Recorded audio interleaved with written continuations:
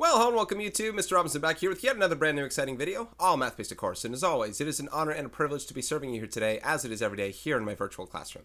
Step on inside as we jump into the Big Ideas Math Integrated Math 3 textbook section, the end of Chapter 5, the test and the cumulative assessment. Two separate parts. They're in the description section down below if you want to download each individual PDF. The Chapter 5 test is numbers 1 through, I think, 15, and then the cumulative assessment is numbers 1 through 9. Timestamps will be posted below as well with each of the individual problems if you'd like to find them. Now, as I call it, a test and cumulative assessment with these things as a whole, a little less teaching, a little more doing. We've done a lot before. If you want to check out the playlist and find individual parts of either sections or the quiz review, sections 5.1 to 5.3, or the entire chapter review, there's a lot more teaching involved in those ones. So we'll see what goes on here. I'm going to go ahead and get started.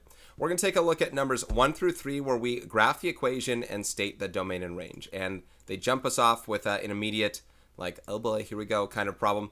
Y equals 2/3 e to the x power. Now the oh boy portion of this is e. E being 2.7-ish, so I'm going to have to take 2/3 of e, 2/3 of e squared, 2/3 of e cubed, things like that. It's almost one where I kind of feel like just using the calculator's table and such, but we'll do what we can. I'll do e to the x and 2/3 e to the x like this. I might use the calculator to take 2/3 of these numbers. So I'm going to be plugging in these numbers here, -1, 0, 1, 2, and 3. E to the 0 is 1, and then we have around 2.7, 7.4, and 20.1, and 0.37. Seen plenty of those before. 2/3 of that's around 0.24, around 0.66, 0.67. What are 2/3? 2/3 of 1, right? 2/3 of that is around 1.8, and then, I don't know, around 5. 5.0 is good, and then 6.7 doubled is 13.4. So I'm going to plug in these numbers here, these x's, these y's. I'll be good to go. This is exponential growth with a vertical compression. They do ask for domain and range afterward. Let's take a look. So -1 over and 0.24 up. That's around 0.24. Remember, we're doing these guys here because I forgot. 0.67 up, 2/3 of the way up here. 1.8, 2/3 of e, 2/3 of 2.7. E squared, 7.4, half of that's right around 5, just a tick under 5 if we're all being serious with each other here. And 13.4, 11, 12, 13.4. So there's this graph. Glad to get it done in a GIF because that's one that I could have lingered on for significantly longer, especially if I did more teaching. But less teaching, more doing in this scenario here. So, and then there's a horizontal asymptote on this part right here, and we're going to be doing domain and range. So the and asymptote. So the asymptote is y equals 0. And then the domain is all real numbers in this scenario here. Domain, all real numbers. The x's can go infinitely on that. The range is going to be every y value greater than 0. It can't be 0 no matter what your element in your domain is, and it can't ever be negative. So range, y is greater than 0. So we got the following. There's number 1. Probably the slowest of the three. Well, actually, take it back. I didn't know that there was an E on number 3, so we'll see how that one goes. Number 2.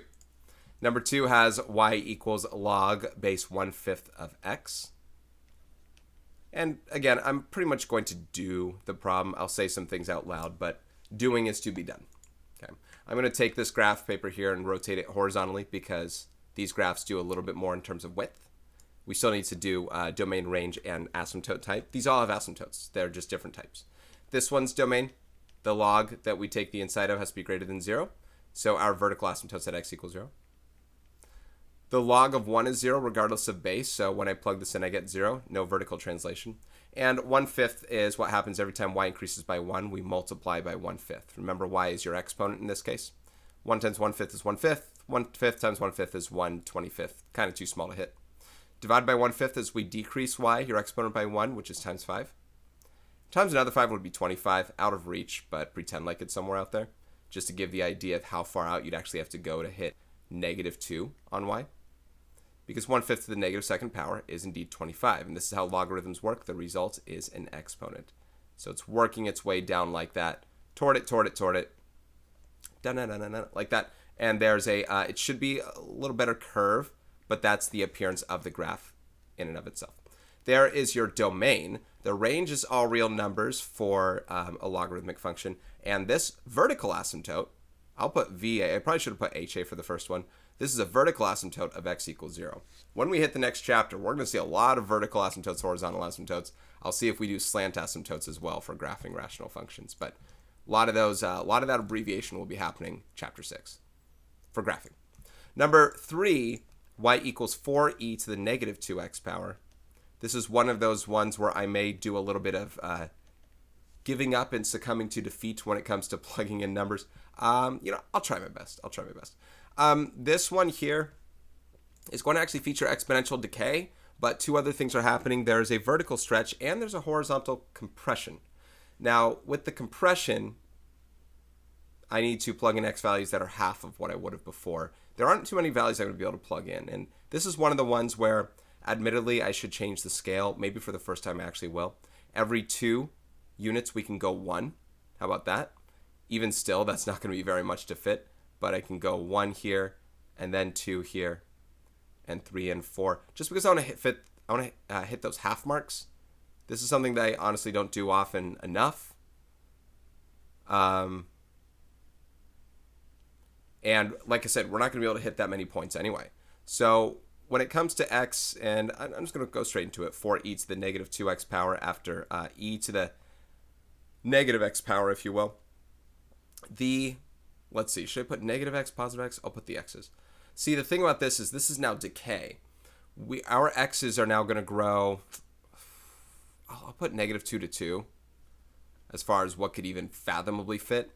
This is this is e to the second power now when that's negative. So e squared is 7.4, right? Oh, one other thing I have to do with the x's. I'm sorry. We have to shrink these to half the size. So these x's are now going to be negative 1, negative 0.5, 0, and 0.5 and 1 because we're going to double them. And doubling, that's this number. So now it's e squared, which is 7.4. Okay, that's where you get 7.4. And now you got to multiply that by 4. I guess this is negative 2x here. So 4 times that number, 28, 30 something, 29.6. So that's already out of range. You can see that one's too big. At negative 0.5, that's where you get e to the first power. This is 2.7. That number times 4 is 10.8. So that one can fit. 0 is 1. And then times 4 is 4. That's the easier one. Divide that by e to the first power. That's going to be around your 0.37 number.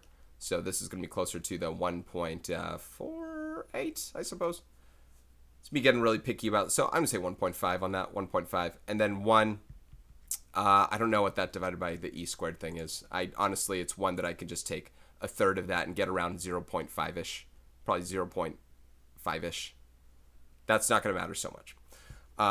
Plotting the points on the graph is all that will be. So 0.4. Negative 0.5 is now right here. That's where I've changed my scale. And now 4 times taller is at 10.8 instead of 2.7. So kind of like that. And then 29.6 is out of reach. When I plug in 0.5, I'm getting around 1.5. 4 times taller. And then just about a third of that, a little more than a third of that we're hitting there. And then it's kind of doing that. So there is a horizontal compression to this. We had to scale our y factors differently just so that we could get a better appearance of this graph. Like I said, if you see my other graphs in these things, it gets too skinny to even be able to valuably see what's there. So to understand that there's a horizontal, that the x-axis has changed its scale, because these haven't. This is still 5, this is still 10, this is still 15, things like that. To understand that's going to be pretty crucial. Now they want asymptotes. The horizontal asymptote is at y equals 0, no shift here. And then we have domain of all real numbers and a range of y is greater than 0. All right, that's numbers 1, 2, and 3. They really test us on E once again. I felt like that the chapter review did enough testing on E, and they didn't stop here. Excuse me. Numbers 4, 5, and 6 are describing the transformations and then writing a rule. So you'd have to go based off the appearance of what their parent functions would probably be. The original parent function, log of x. Let's copy and paste this graph here.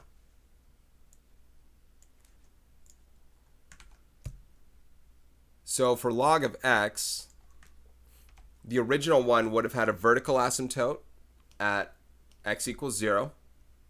So this is shifted to 4 to the right. So this g of x is going to take your f of x and it's going to shift 4 to the right. So there's a minus 4 here.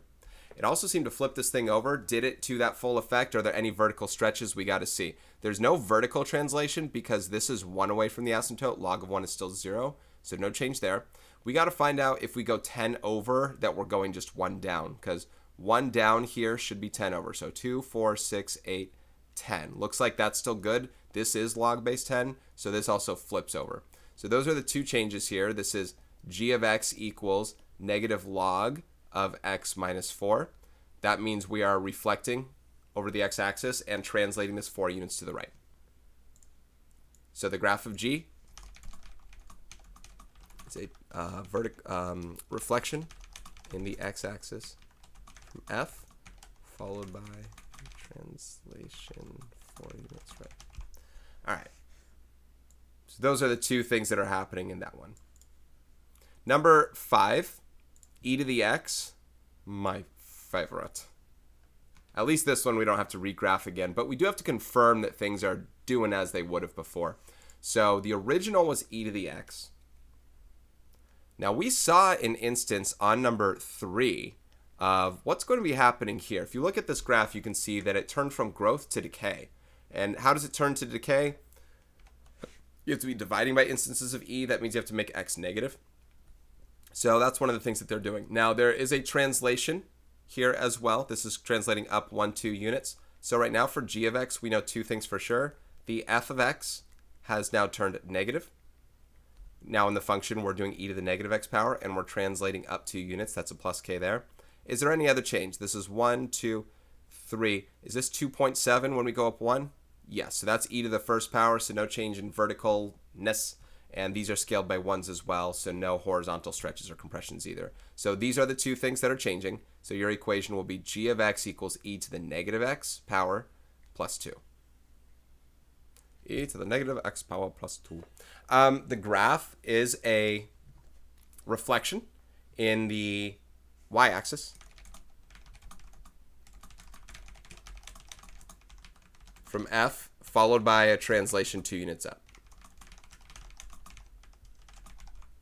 All right. Okay. And number 6, f of x equals 1/4 to the x power. 1/4 in parentheses. That's an important thing on their end. We're going to have to follow suit. Anytime you have a fraction, you want to raise it to a power, keep in parentheses. Same with negatives, although we'll never graph them with negatives as your b-value. Okay, let's take a copy paste at this one as well. You don't see the dotted line for an asymptote. Doesn't mean there isn't one. The asymptote is on the x-axis, which is a way of telling us there's no vertical translation. It is not as it's supposed to be, but it is as f of x is. So this thing's right there, and it stays there. K is 1. Now, normally what would happen here if there was no, because there's more than one way to answer this. I do want to state that right now. There are 2 different answers I'm going to try and do. One version is when you have no horizontal translation, but now this thing is up taller than it would ordinarily be. See, 1/4 to the 0 power would have just been 1. But if you double that, now it's going to be 2, right? 2, and then when you increase x by 1, you're going to take 1/4 of that. 1/4 of 2 is 1/2, and this seems to follow suit with that. So one thing you can do on this one is you can make the g of x be, and it's supposed to be decay, by the way, that's 1/4 of it. So if you want to just do one thing, this is 2 times 1/4 of x, because now it's just vertically stretched. So that's one version. You turn a into 2, that y-intercept, if you will. Everything's now doubled the height as they would have been. Instead of being 1 and 1/4, now it's at 2 and 1/2. And so here you can just say the graph of g is a vertical stretch by a factor of 2 from f. And I think that's it. I don't see anything else that's happening on that. Alternatively, you may do a horizontal translation. You can, which this one's less advised. This one's a little more ill-advised just because of where this thing ends up. And remember, there's still more than 2 answers even from here. If I wanted to go full bore, I can show you even a third. But this other one right here is, excuse me, this is where y equals 1. So that's where you normally raise this to the 0 power. That means this is translated over from here. And that's 1/2 away, or 0.5 away. So that translation, without any need for a stretch, would say g of x equals 1/4 to the, and if it's going to the right, x minus 0.5. So that one's a little more bizarre. All right, that one's a little more bizarre. So you can do something like that. And alternatively, you can go all the way to when this is y equals 1/2 if you want to just go shift 1 full unit to the right. But then that means a is half of what it was before. So then a final option you can do is g of x equals 1/2 times, not final, there's infinite. It's the x minus 1 power. And by the way, all of these actually have infinite ones, but there's that, or that.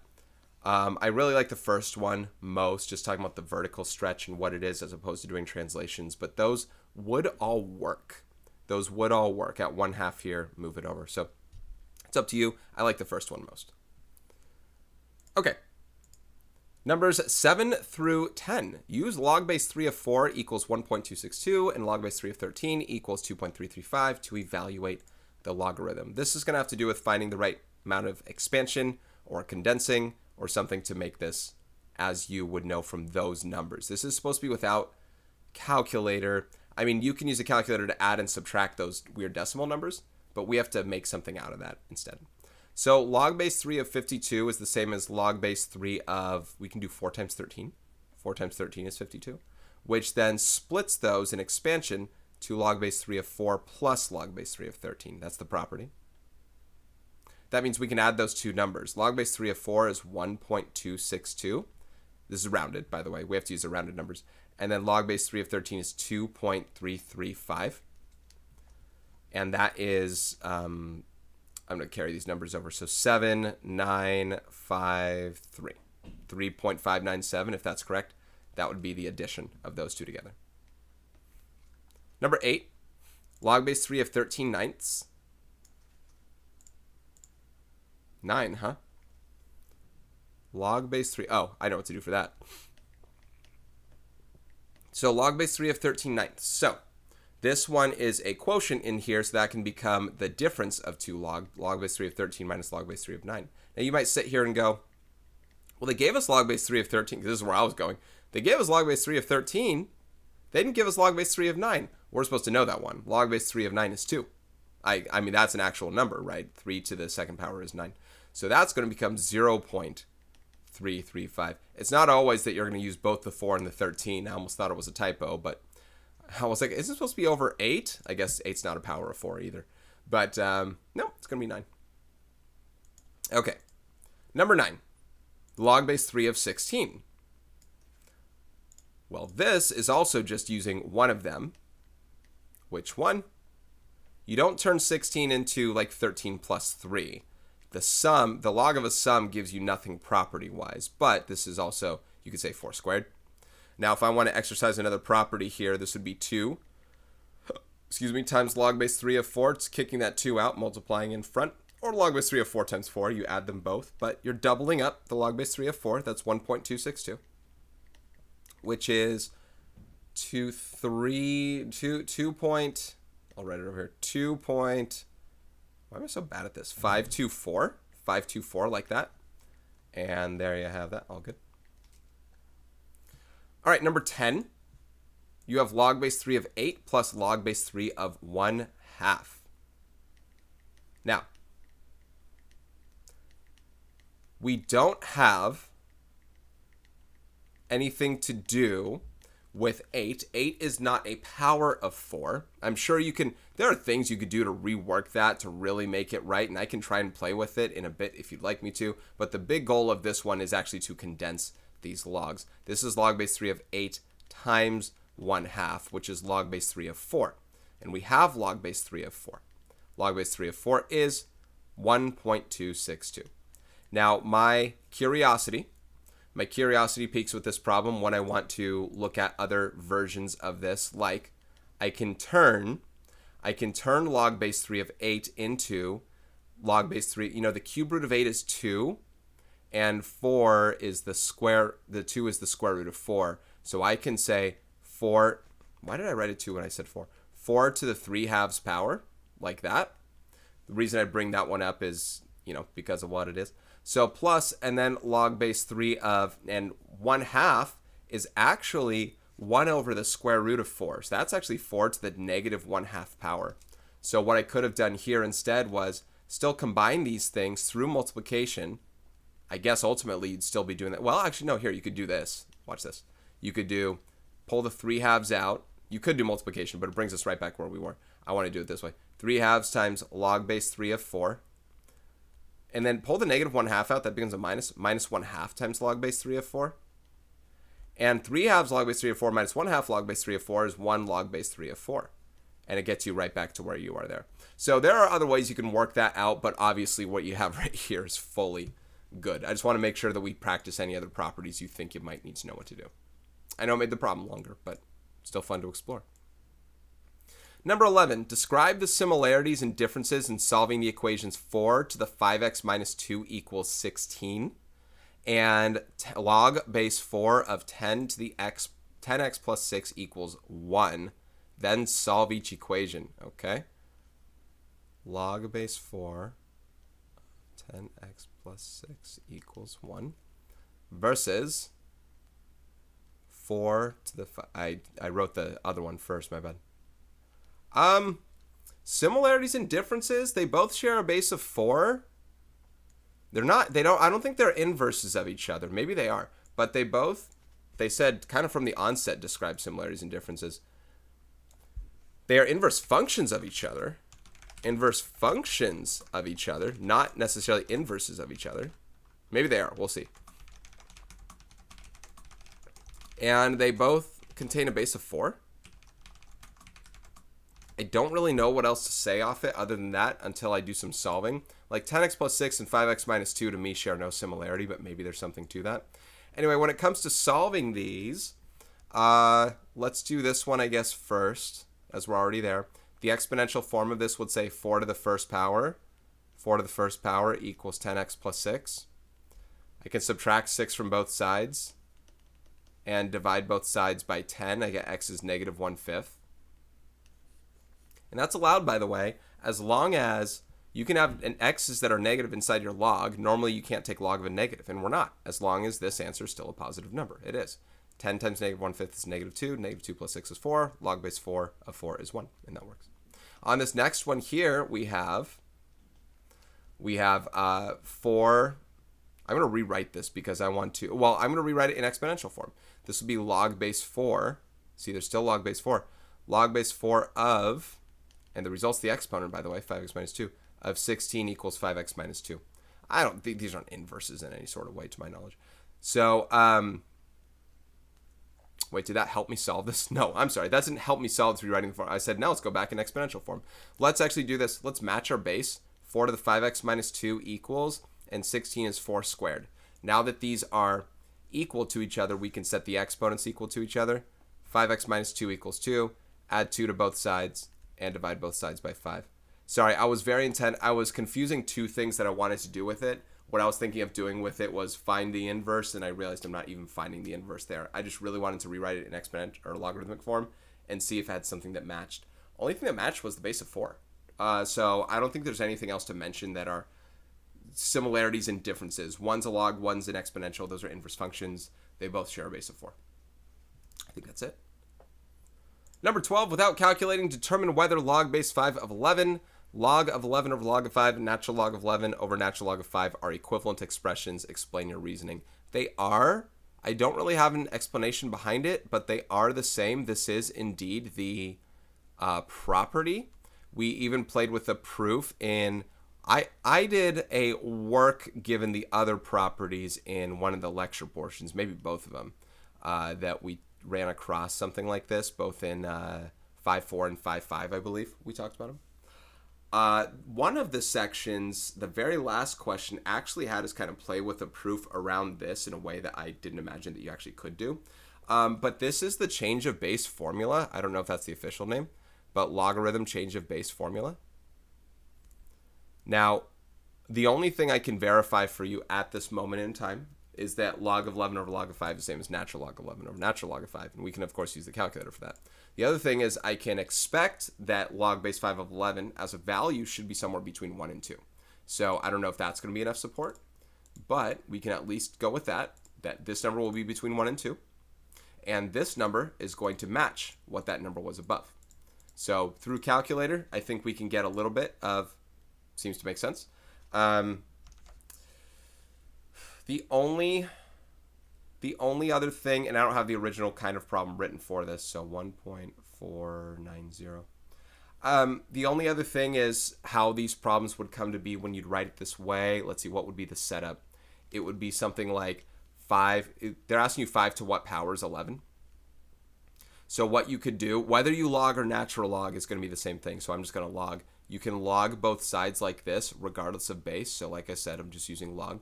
That brings the x out in front like that. So it's x times log base 5 equals log of 11. And then you divide both sides by log of 5. You get x is log of 11 over log of 5, which is the same thing that you would do if you use natural log, and the same thing you would do if you used log base 5. Now, if you had log base 5, I think I'm spending more time on this problem than the problem wanted me to. If I do log base 5, this immediately goes away and just turns into x, and that's log base 5, 11. So the fact that this matches that as well is kind of a good indication of that. So I'd say that's enough that answers the question. I'd say it's pretty complete, and we're good to go. All right, number 13. The amount Y of oil collected by a petroleum company drilling on the U.S. continental shelf can be modeled by Y equals 12.263 times the natural log of X minus 45.381, where Y is measured in billions of barrels. Billions.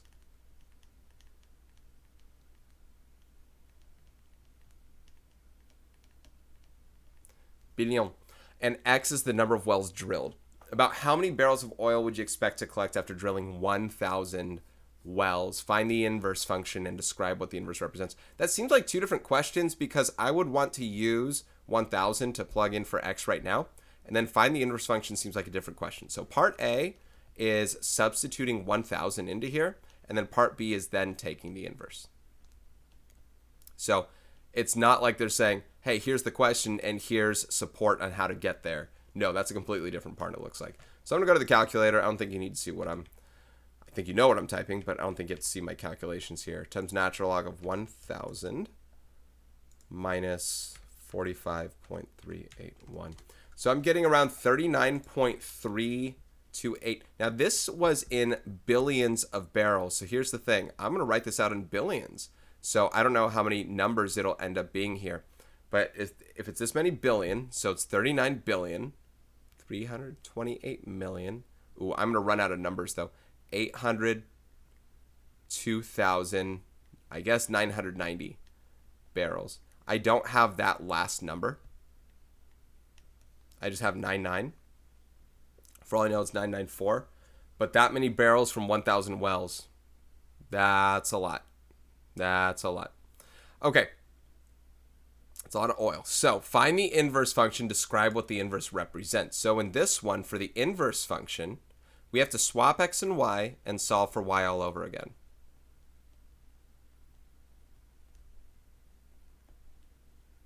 To solve for y, I have to get natural log of y by itself, so I'm first going to add 45, Then I'm going to divide this 12.263 number. So natural log of y equals x plus 45.381 over 12.263. Now, we're going to rewrite this in exponential form. So this is log base e. So we'll do e raised to that power. So y equals e raised to this power. And I'm perfectly fine writing that as one large exponent. What I do want to do inverse-wise, though, is they just used x and y, right? Yeah, they did. I'm just going to use inverse there. So boom, boom, boom, boom, boom, boom. That's the inverse on part B. Now, what does this represent? This represents the number of wells that you drill based on the amount of oil that you collect. So the inverse can help determine how many wells are drilled based on the number of billions of oil, of gallons, billions of barrels of oil collected. What did I say here? Yeah, I said barrels. Barrels of oil collected. Okay. Number 14. The percent L of surface light that filters down through bodies of water can be modeled by the exponential function L of x equals 100 times e to the kx power, where k is a measure of the murkiness of water and x is the depth in meters below the surface. Now I have a little diagram here, so I'm going to have to probably copy and paste this one over. Actually, let me get a higher quality image. Do I have one? It's not loaded up on screen right now, so I'm just going to pull this one. Hopefully it's good enough. I can see it. That's all that matters, right? A recreational submersible is traveling in clear water with a K value of about negative 0.02. Write a function that gives the percent of surface light that filters down through clear water as a function of depth. What do they want? X is the depth in meters below the surface. So I don't really know what they want here. So L of x equals 100 times e to the negative 0.02 x. Write a function that gives the percent of surface light that filters down through clear water as a function of depth. Do they mean that I'm supposed to substitute something in? I'm trying to decide if I have to use the table for something like this. Let's see. So for this one, L is 82%, 67%, 55%. I don't know. The question is a little unclear. It's a little murky like the water. I'm guessing that's just it. We just had to write the equation based off that. Maybe that even has to do with the percentage. What did they say K was? The measure of murkiness? I'm going to assume that's a percent. I'm going to say that's part A. That's part A for the function. Maybe we do something with the function. Part B. Tell whether your function in part A represents exponential growth or exponential decay. Explain your reasoning. Because this is a negative number, it's going to be exponential decay. So exponential decay because k is less than 0. It's a negative number. That'll be why. Part C, estimate the percent of surface light available at a depth of 40 meters. Oh, percent is L. So L at a depth of 40 meters. So you see different numbers for L. We're not actually going to use those there. We're going to obtain a new value, which I expect to be less than 55%. We're going to substitute 40 in for X. That's all. So there's not much to this one. L of 40 is 100 times e to the negative 0.02 times 40, which is going to be, if I'm going to simplify this first, that's e to the negative 0.8, I think. Because 0.2 times 4, I think like that. You could even divide by e to the 0.8 power, but it's still going to be something smaller. So 100 times e to the negative 0.8 power, and that's 44.9%. I'll say around 45%. The others are whole numbers, so I'm going to go ahead and use that one as 45. And that one makes sense. It should be lessening over time. Murkier water. All right, 15. End of the test coming up. The table shows the values y in dollars of a new snowmobile after X years of ownership. Describe 3 different ways to find an exponential model that represents the data. Then write and use a model to find the year when the snowmobile is worth $2,500. So they said describe to find. They didn't say find. Okay, describe. Okay. All right, number 15. So first of all,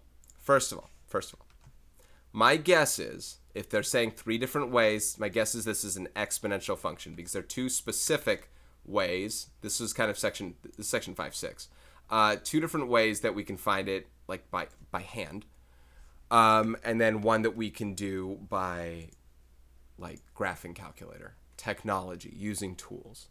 So different ways. Let's see. I'm going to type this out.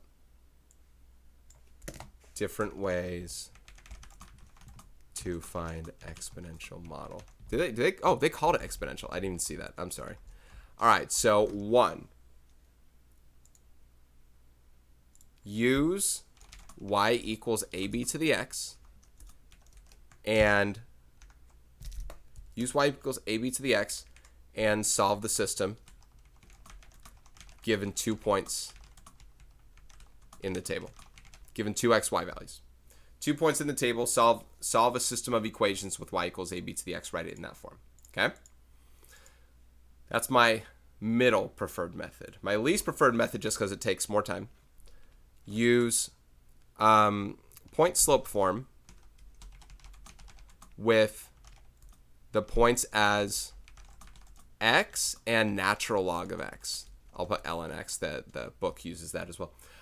So natural log of x. The idea here is no. It's not a 3. The idea here is that if you take natural log of y. The idea is if you take the natural log of your y values, if this is an exponential function, the natural log of them should form a linear equation. So you can use point slope form and then rewrite, and then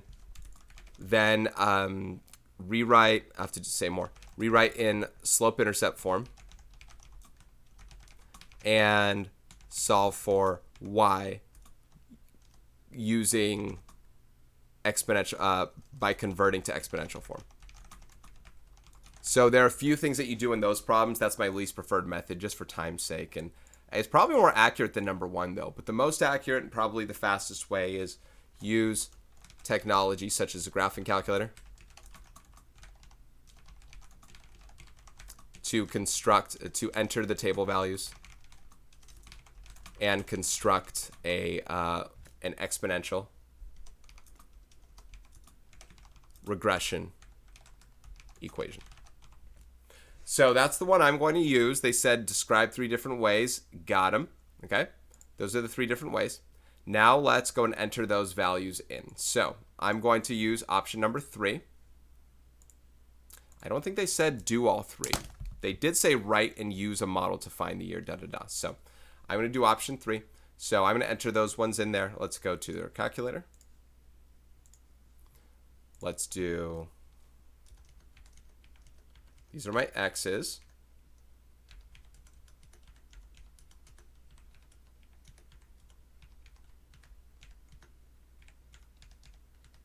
These are my y's. And we're going to use our exponential. Here it is. Our exponential regression model. This is our AB to the x form. Notice that these are very, very, very close to perfect on a graph. So I'm going to use A as, looks like 4,200. So A is 4,200. B is around 0.9. I'm just going to go with it. So Y equals 4,200 times 0.9 raised to the x power. Now we have to find the year when the snowmobile is worth $2,500. So now we have to do is substitute 2,500 for y and find that year. It's going to probably be around year 5 or between years 4 and 5, something like that. So we substitute 2,500 equals 4,200 times 0.9 to the x power. Our goal is to solve for x. We're going to divide both sides by 4,200.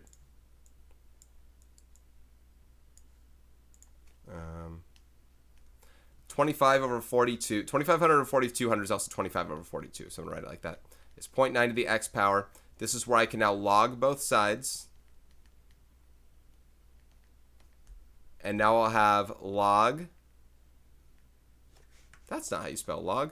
Log of 25 over 42 equals x times log of 0.9. And then you divide both sides by log of 0.9. So x equals log of 25 over 42 divided by log of 0.9. I still have room down here. I don't know what I'm doing. I can just extend. It's a little bit spacey right there, but that's okay. So I'm going to divide those two, and we'll figure out that number. So I'm going to do that. Log of 25 over 42. By the way, that's a negative number. Divided by log of 0.9. By the way, that's a negative number. Negative divided by negative is a positive. 4.92. X is around 4.92 years, I'll say. Now, what were our other values we had? This was year 4. Yeah, getting really close to year 5. So find the year. So the fifth year-ish. I guess that would be it. All right, that's it for the chapter test. Let's go to the cumulative assessment. 9 more questions to do. This can be anything from chapters 1 through 5. They will probably do more chapter 5 than anything else, but let's see what we can go back to cumulatively. Let's go. Let's go. number 1, select every value of b for the equation y equals b to the x that could result in the graph shown. We would have to have b values that are greater than 1 for it to be exponential growth. So that means that 0.25 is out. 7/8 is out. 2.5 is in. E squared is around 7.4, that's in. 1.01 is more than 1, that's in. E to the negative 1/2, the square root of e is something more than 1. And then you are dividing 1 by something more than 1, so that's going to be less than 1, so that's out. So the values here, b could be 2.5 or e squared or 1.01, and those would all be exponential growth. Number 2. Your friend claims more interest is earned when an account pays interest compounded continuously than when it pays interest compounded daily. Do you agree with your friend? Justify your answer. Assuming it's the same fixed interest rate that we're talking about to begin with, then yes. Continuously compounded interest. Yes, continuously compounded interest is the most you can get out of an interest rate. Let's see, this says pays interest. Out of an interest rate because it compounds infinitely throughout the year. Now, we have done tests with this, though it yields significantly diminished returns compared to that of daily. Diminishing. I spelled diminish wrong. Returns compared to that of daily. Like, the difference is pretty negligible, maybe a couple cents on the dollar, but it is more. It is more. Number 3. You are designing a picnic cooler with a length 4 times its width and height twice its width. This does not sound like chapter 5. Probably chapter 1.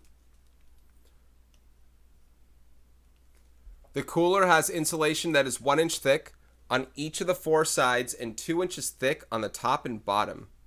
I'm going to copy and paste that diagram. They have things to say about this, don't they? Parts A, B, C, D. Let X represent the width. Write a follow. Okay, so let's see. This diagram shows 1 inch on all 4 sides, 2 inches on, they said bottom and top? Yes, top and bottom. So I guess when the lid closes on it, it gives insulation. The length is 4 times its width and twice its height. Sorry, height is twice. Geez, there's a lot. Now, is the length, the length must be the entire thing. When they're talking about this, they're talking about the whole thing is length before you cut out the inches stuff. The width is this guy, and the height is this guy. So, volume of the entire thing is length times width times height. Just the inside, let X represent the width of the cooler. Oh, well, I just turned it into W, so I'm going to make it X. Let X represent the width of the cooler. Write a polynomial function t that gives the volume of the rectangular prism formed by the outer surfaces of the cooler. All right, if X is the width, the length is 4 times the width. Length is 4 times the width. The height is twice the width. Okay, that's of the cooler. So polynomial function t that gives the volume of the rectangular prism formed by the outer surfaces of the cooler. So our t will be length or width times height times length. I like to make it I like to build it as I go. So that'll be 8x cubed. That's the outer surface. Part B. Write a polynomial function for c for the volume of the inside of the cooler. Now the inside of the cooler is a little bit different. The width x is reduced by the 1 inch, the 2 walls that are, subtracted an inch on either side. So that x turns into an x minus 2. The length does the same thing. 1 inch walls cut each of those things here. So this is 4x minus each of the ones, 4x minus 2. The height loses 2 inches on top and bottom. So that 2x loses minus 2 is minus 4. This is the volume of the inside of the cooler. Now, when they say write a polynomial function, I assume they want standard form, in which case, bring it on, right? Let's do x minus 2 times 8x squared minus 16x minus 4x is minus 20x plus 8. So this will be 8x cubed minus 20x squared plus 8x minus 16x squared plus 40x minus 16, which is 8x cubed minus 36x squared plus 48x minus 16. Okay. Part C, let I be a polynomial function that represents the volume of the insulation. How is I related to T and C? Well, I should be the difference between T and C. T is the entire thing. C is the inside portion. We'll subtract those. So we got to do 8x cubed. I is 8x cubed minus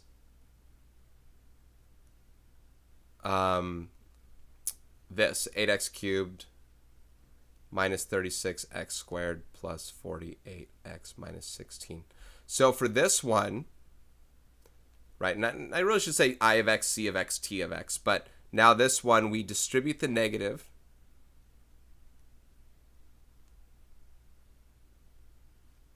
And we cancel these guys out and all that. There's nothing to combine outside of that. So I is going to be 36x squared minus 48x plus 16. So I represents the difference between those two.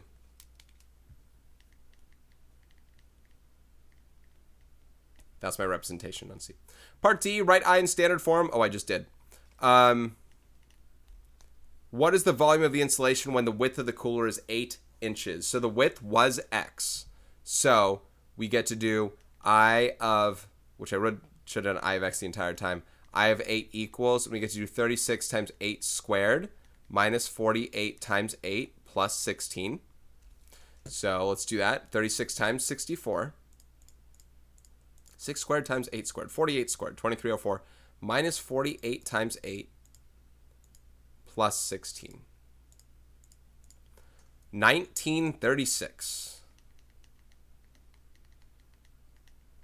And that's cubic inches. Okay. Number 4. What is the solution to the logarithmic inequality negative 4 times the log base 2 of x is greater than or equal to negative 20? That sounds like chapter 5. So negative 4 times the log base 2 of x is greater than or equal to negative 20. Let's first isolate the log base 2 of x by dividing both sides by negative 4. This will flip the inequality when dividing by negative. That becomes 5. We're going to rewrite this in exponential form, say 2 to the 5th power equals x. Oh, not equals. I'm sorry. Let's do this. Let's do this. As an inequality, let's raise both of these as exponents, given 2 as the base. To cancel out the 2 here, we're left with x is less than or equal to 2 to the 5th, which is 32. This could be the answer, but we can't take x's that are less than, x has to be greater than 0. X has to be greater than 0. So less than or equal to 32, it also must be greater than 0. So it should be, not equal to 0, just greater than 0. So it should be this guy right here. Is that one of our options? Not A, B, it's C. It's not B, it's C. So the answer is C. X cannot be 0, but it must be within that. At least we got the 32 right. Well, we got the whole answer right, but feel better seeing the 32 there. Number 5. Describe the transformation of f of x equals log base 2 of x represented by the graph of g. Now log base 2 of x is there. It looks all good, given that your vertical asymptotes at x equals 0. Log of 1 is 0. And then you multiply by 2 each time x increases by 1. This is the standard appearance of that graph, like that. This one has a couple things. It's reflected over the x-axis. The domain is x is less than 0. Therefore, g of x, we are taking f of negative x in some sort of way. Where we get the log of 1, assuming there's no stretch, and because there's more than one way we can write this thing. We can either talk about a stretch of some sort, or we can talk about a vertical translation. The log of 1 this time is 0 when y is negative 2, as it has the same doubling effect as time goes on this way. So double, double, double. So you have two options. You either have this with a minus 2 involved there, where it's going to be, I'll write this in two ways. I kind of did this for a previous problem. And I don't know which one I prefer this. but g of x equals log base 2 of negative x and then minus 2. Or you could talk about this thing being a horizontal stretch where you have to plug in negative 4 here to get that same 0 effect. So what you could also do is you do the reflection, and then you have to stretch it. So you have to take a quarter of that. So I believe it would be f of negative 1/4 x. That's a little trickier, but that would be a horizontal stretch by a factor of 4. Now there's no translation involved for that. So you can also do g of x equals log base 2 of negative 1/4 x minus 2. Now, I'm trying to think if there's another way that I want to write what that is. That's good to me. There are ways you can transform the 1/4. 1/4 is 2 to the negative second power. You can do a couple more things with that, I believe, but I'm going to just go and leave it like that. I think that's just another way that you can write that given the stretch. It's up to you. Oh, they said describe it. Okay, well, you can either say one or the other here. I wrote up the equations, but let's do this. Let's do the graph of g is a reflection in the y-axis of g is a reflection in the y-axis followed by a translation 2 units down from f. So there's one.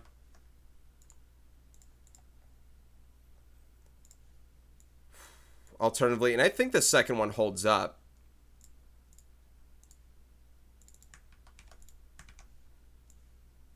Graph of g is a reflection in the y-axis followed by a horizontal stretch by a factor of 4.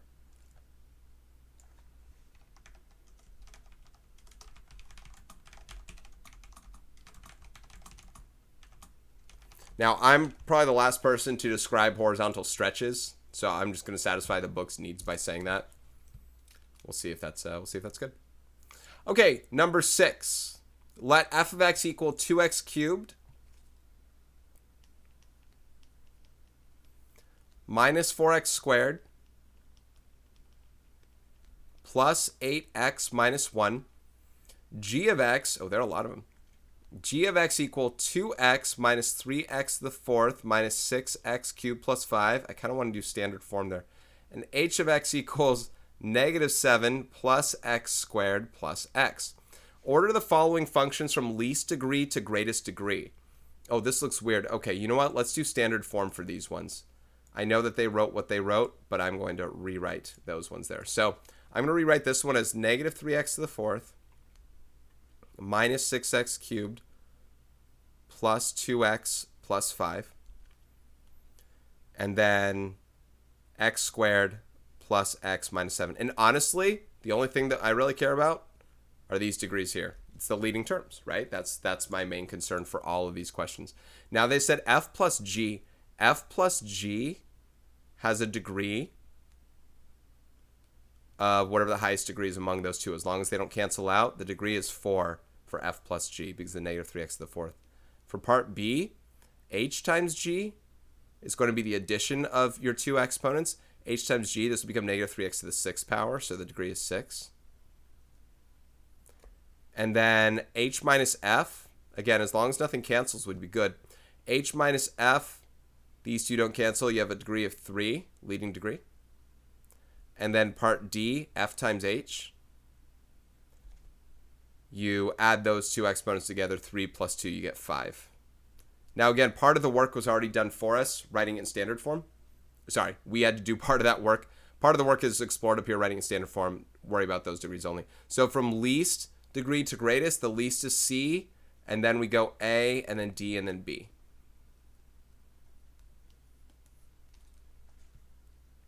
All right, number 7.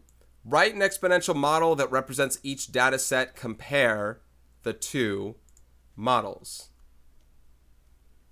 We're probably going to use, they say they're exponential. We're probably going to use like not a graphing calculator. We're probably going to go like by hand on these ones, system of equations, that kind of thing. I'm just going to copy all the information and paste it in. So let's do that. We get the table and all, we get the graph. Two different parts though, right? So part A, part B. Part A, look, I can tell you straight up from this information here, I don't even need to use like a system thing. As x increases by 1 each time, you're doubling your previous number, so I can tell you the b value is 2. If you divide by 2 again, you get 10. You divide by 2 again, you get 5. So a is 5.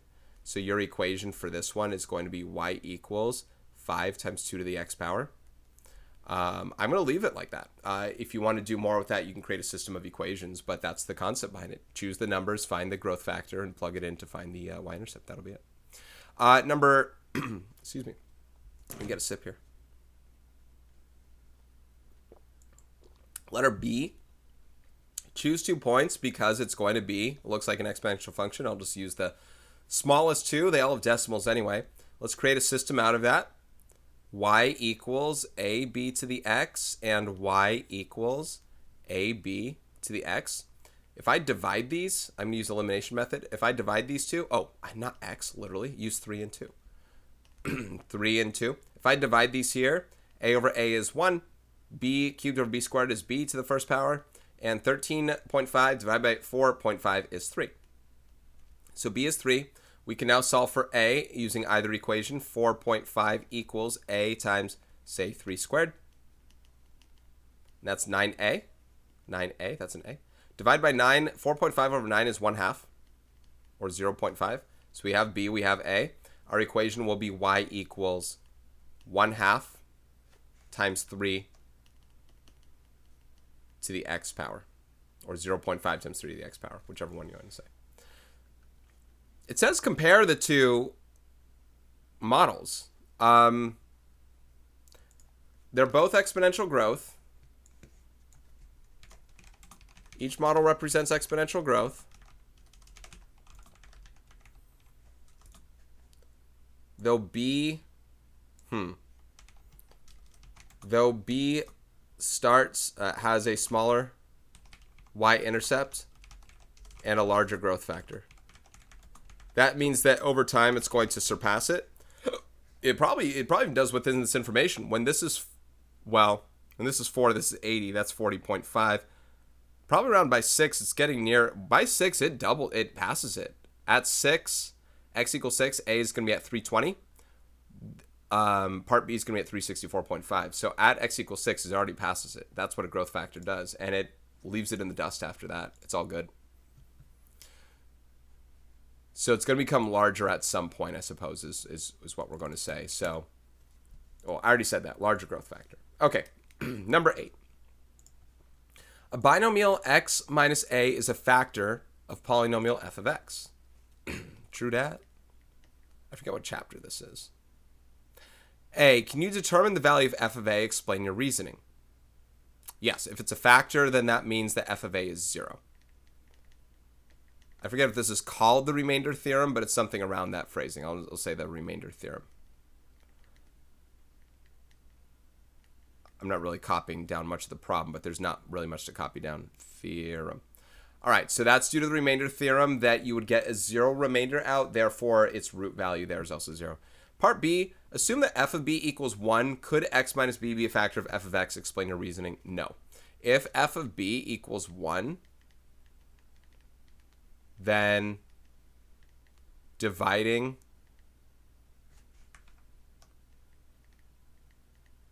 f of x by x minus b would leave a remainder of 1. Therefore, it's not a factor.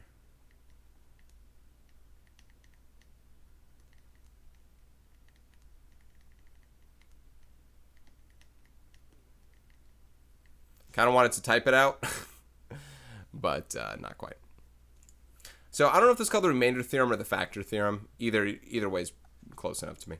All right, number 9, last one. At the annual pumpkin tossing contest, contestants compete. I won't get this done within an hour. Contestants compete to see whose catapult will send pumpkins the longest distance. The table shows the horizontal distances y in feet a pumpkin travels when launched at different angles x in degrees. Create a scatter plot of the data.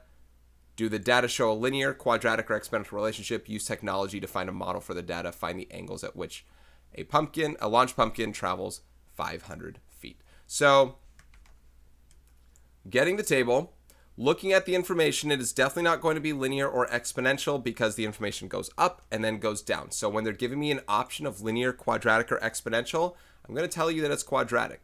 We're not looking for necessarily finite differences here. They didn't ask for me to explain it, but it's the up and down relationship. So because it's a scatter plot, I'm going to use technology, as they said, to find a model for the data. So I'm straight up going into here, and I'm going to enter these values at a 20-degree angle, 30, 40, 50, 60, and 70. I get the following distances here.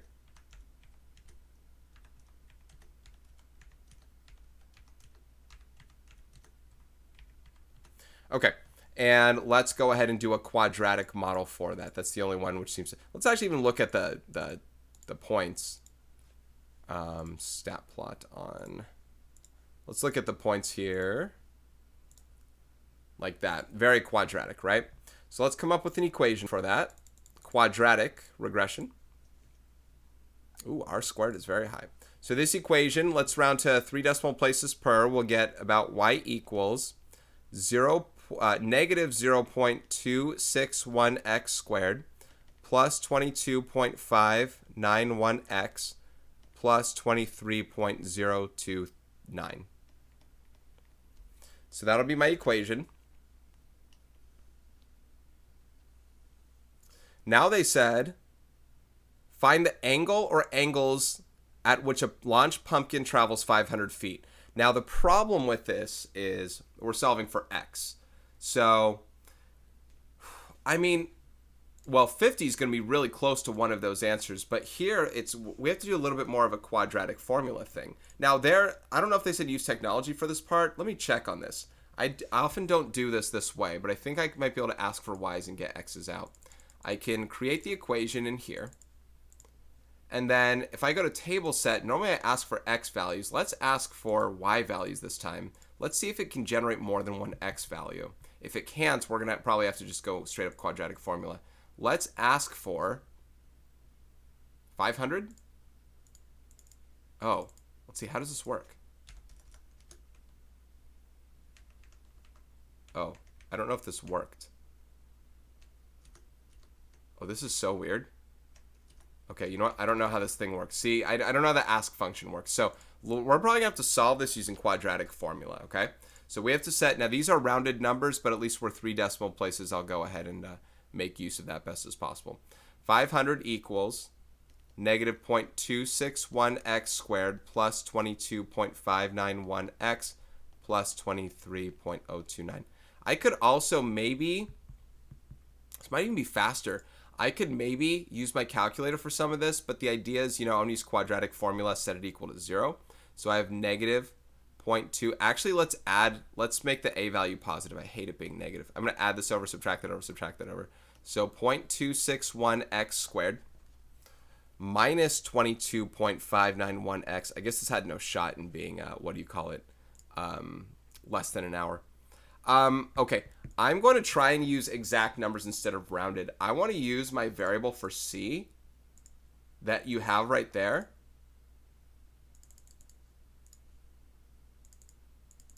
This value. And that'll give me kind of an exact number, although I'm going to write it rounded here. This will be plus 476.971 equals 0. Okay, here's my true test here.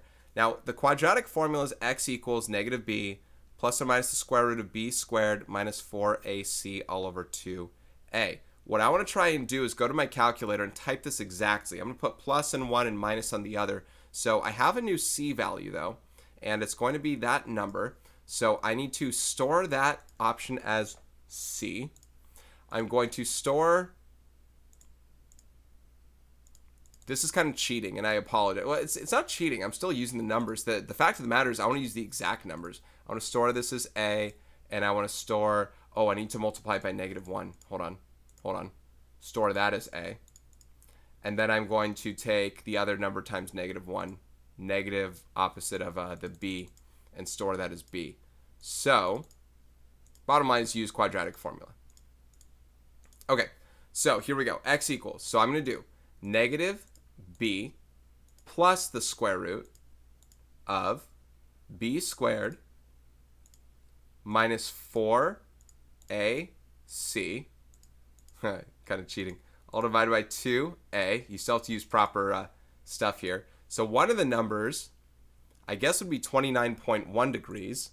I don't know if I trust all my information now that I'm adding those things. So 0.261x squared, and that number, and that number, and I used 500, right? 500 feet. Subtracted that one over, set it equal to 0. So I have that number, and then I have sort of b squared minus 4ac over 2a. And then for the other one, I can do negative b minus that. I'm getting 16. Well, that doesn't make any sense because we were supposed to have an answer that was around 50 degrees. So let me see what I just messed up here. Okay, I caught it. So I fixed, I have to close parentheses one more time here. I have to close these parentheses here. Boom. And then close. What's wrong with that? Negative b plus the square root of b squared minus 4ac all over. Oh, I don't need these parentheses here. So I need that, and I need, there we go. And I need minus there. Okay. So around 49.7 degrees is that 50-ish degree one we're going to have. So around 50 degrees.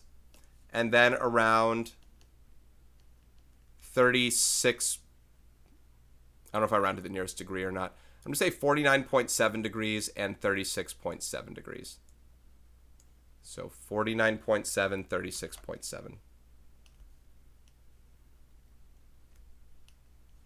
Now that's me being, I think this is me being exact because I use the exact A values, not even the rounded ones right there, but that's the quadratic formula in and of itself. Remember, it crosses through those two separate points. So if I go to, one more time, if I go to the graphing calculator and I hit value on this thing, I go to calc and value, and I do 49.7. I know this is rounded, but check out this height, the 500 feet. Close as I could get-ish there to one decimal place. And then for the other one, the value is 36.7. That's right around that 500 feet as well. So that's what we're trying to get. All right, guys. That'll do it for this one. This is Mr. Robinson. Thank you so much for watching. This is the end of Chapter 5, and for most people in IM3, probably even the end of that semester. It's the halfway point because we had Chapters 1 through 5. Chapters 6 through 10 would be probably that second semester business. A lot of different varied things are going to happen in that semester, so get ready for them. Thank you so much. Take care. I will see you in the next one.